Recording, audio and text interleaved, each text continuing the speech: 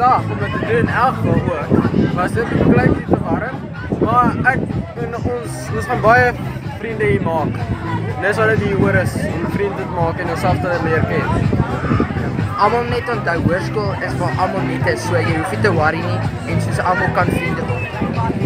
Dis 'n nuwe skool en 'n nuwe begin. Alles is sover baie lekker.